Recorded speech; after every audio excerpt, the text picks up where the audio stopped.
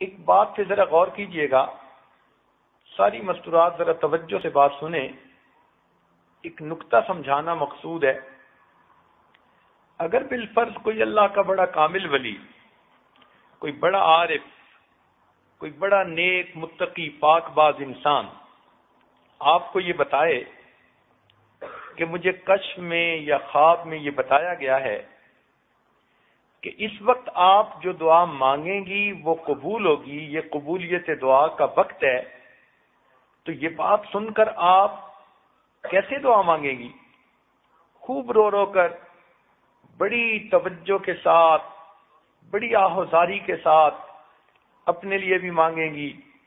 گھر بار کے لیے مانگیں گی، رشتہ داروں کے لیے بھی، عام مسلمانوں کے لیے بھی، سب کے لیے آپ اچھی اچھی دعائیں مانگیں گی، اور آپ کہیں گی کہ میں بڑی خوش نصیب ہوں کہ مجھے پتہ چل گیا کہ اس وقت کی دعائیں قبول ہوتی ہیں، اور اس لیے میں جتنی بھی دعائیں مانگ سکتی ہوں اتنی دعائیں میں مانگ لوں۔ اگر ولی کے کہنے پر آپ کی یہ کیفیت ہے تو ولیوں کے سردار، فرشتوں کے سردار، انبیاء اور رسولوں کے سردار حضرت محمد مصطفیٰ احمد مجتبی صلی اللہ علیہ وسلم نے ارشاد فرمایا کہ روزہ دار آدمی افطار کے وقت میں جو دعا کرتا ہے اللہ تعالیٰ اس کی دعاؤں کو قبول فرماتا ہے۔ تو اب ہمیں افطار کے وقت کتنے اہتمام سے دعا مانگنی چاہیے؟ ہماری زبانیں جھوٹی صحیح، ہماری زبانیں کالی صحیح، مگر محبوب نے سچی زبان سے فرما دیا، اللہ رب العزت ان کی اس سچی زبان کی لاج رکھتے ہوئے ہم گناہگاروں کی جھوٹی زبانوں سے نکلی دعاؤں کو بھی قبول فرما لیں گے۔ اگر کسی آدمی کا بیٹا کوئی کمٹمنٹ کر دے نا تو باپ اس کی لاج رکھ لیتا ہے، تو کیا خیال ہے کہ اگر نبی علیہ الصلوۃ والسلام نے فرما دیا تو اللہ رب العزت اپنے محبوب کی لاج نہیں رکھیں گے؟ ایک اور نقطہ سمجھ لیجئے کہ شریعت نے حکم دیا کہ اگر کوئی مزدور کسی کے گھر میں مزدوری کرے اور وقت ختم ہو تو اس بندے کو چاہیے کہ وہ اس کا پسینہ خشک ہونے سے پہلے اس کو مزدوری دے دے۔ اب جب شریعت ہم کمزوروں کو یہ حکم دیتی ہے کہ ہم مزدور کا پسینہ خشک ہونے سے پہلے اس کو مزدوری دے دیں، تو کیا خیال ہے کہ جس بندے نے اللہ رب العزت کے لیے سارا دن مزدوری کی، روزہ رکھا، بھوکا رہا، پیاسا رہا، تکلیف اٹھائی، اب جب اس کی افطاری کا وقت ہوگا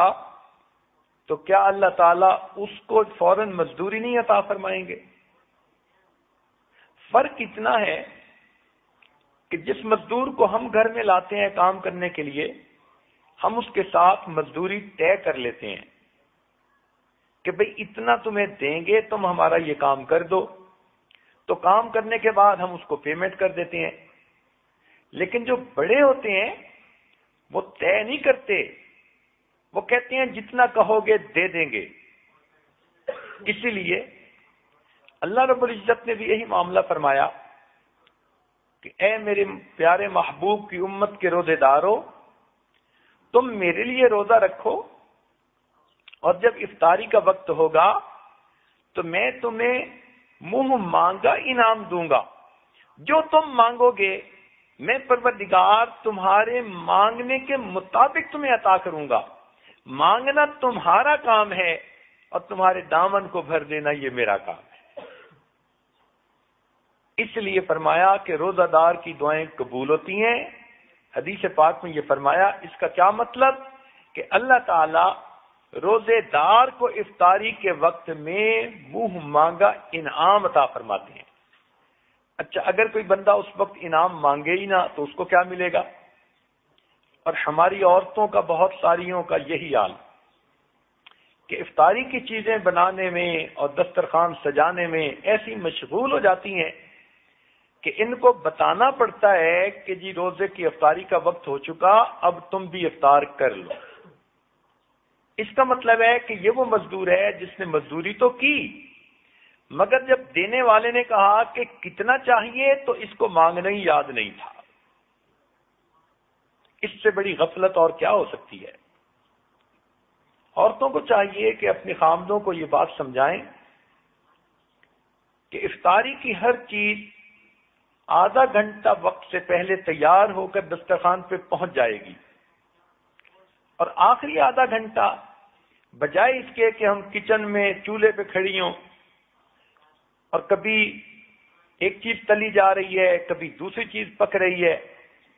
اس میں لگنے کی بجائے یہ آدھا گھنٹہ، یہ 20 منٹ، یہ 15 منٹ مصلی پر بیٹھ کر اللہ رب العزت سے دعائیں مانگیں۔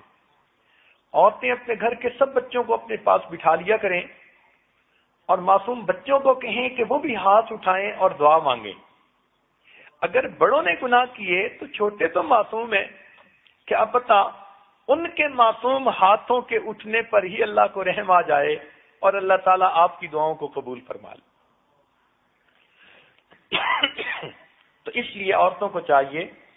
کہ افطاری کے اس وقت کی قدر کریں، اور اگر کسی گھر میں ایک ہی عورت ہے اور اس کے لیے کھانا پکانا بنانا بھی ضروری ہے تو دعا تو دل سے مانگی جاتی ہے، ہاتھ سے تو نہیں مانگی جاتی۔ ہاتھ کام کاج میں مشغول ہوں اور اس حالت میں بھی آپ اپنے دل ہی دل میں اللہ سے دعا مانگ رہی ہوں تو گویا آپ بھی اپنے رب سے اس وقت میں منہ مانگا انعام حاصل کر سکتی ہیں۔ اچھا، آپ سے اگر کوئی پوچھے کہ آپ کی کوئی پریشانی ہو تو اس کو ختم کر دیتے ہیں، تو آپ سب سے پہلے بتائیں گی جی میری یہ بھی پریشانی، یہ بھی پریشانی، یہ بھی پریشانی، ایک فہرست گنوا دیں گی پریشانیوں کی، اور پھر کہیں گی کہ اگر یہ سب پریشانیاں ختم ہو جائیں تو بس مجھے سکھ کا سانس نصیب ہو جائے۔ تو جب اللہ تعالیٰ منہ مانگا انعام دینا چاہتے ہیں تو آپ افطاری کے وقت میں اپنے سب دکھ، اپنے سب غم، اپنی سب پریشانیاں اپنے رب کو سنایا کریں، اپنے رب کے سامنے پیش کیا کریں۔ سارا سال جو آپ دوسروں کے سامنے اپنے دکھڑے روتی ہیں، خامد اچھا سلوک نہیں کرتا، مجھ پہ توجہ نہیں دیتا، خامد کی توجہ باہر کسی طرف ہے، خامد کاروبار نہیں کرتا، اگر یہ دکھڑے آپ نے سارا سال مخلوق کے سامنے کرنے ہیں تو مخلوق تو خود محتاج ہے، جس کے سامنے آپ دکھ کہہ رہی ہوتی ہیں وہ خود دکھوں والی ہوتی ہے، تو اس کا کیا فائدہ؟ اب آپ اپنے دکھ اس پروردگار کے سامنے کہیں گی جو سب کے دکھوں کو دور کرنے والا اور سب کی پریشانیوں اور مشکلات کو حل کرنے والا ہے۔ لہذا افطاری کے اس وقت میں آپ اپنی زندگی کی اور آخرت کی بہتری کے لیے خوب دل کھول کے دعا مانگا کریں۔